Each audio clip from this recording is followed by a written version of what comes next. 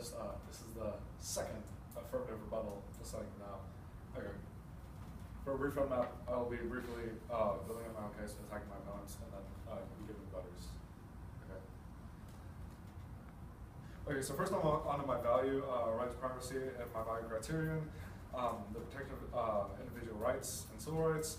So my opponent states that her value criterion, societal transparency, and minimal governmental regulation would better accomplish this, but as shown from my example, societal transparency doesn't always lead to the protection of rights, because when innocent lives are lost, that's not the protection of privacy or individual rights.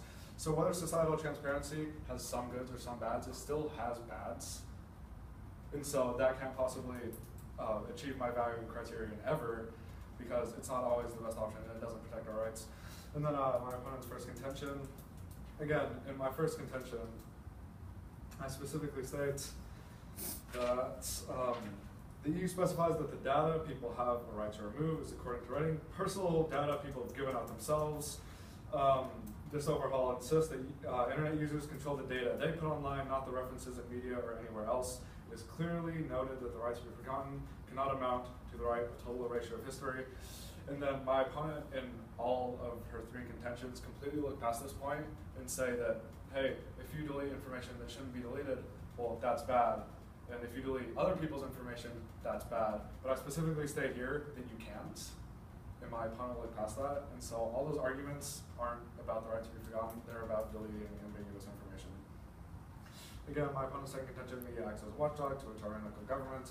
Again, it says we can delete things from the media. As I specifically stated it multiple times throughout this case and this argument, you can't do that, and my opponent doesn't address that at all.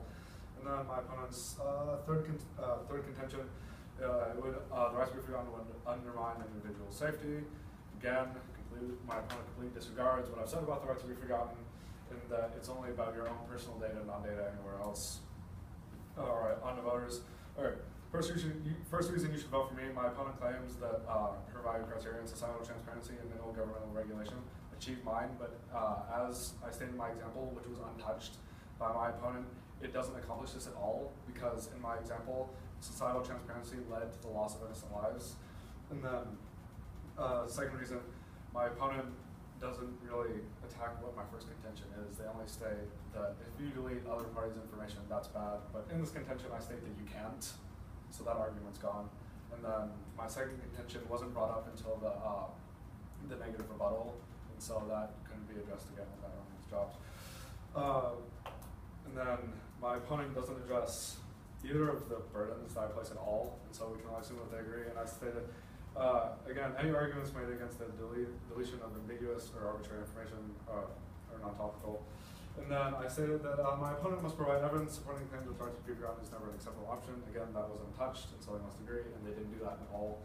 And then, as per my definition, I didn't say that, all right, and then you must affirm.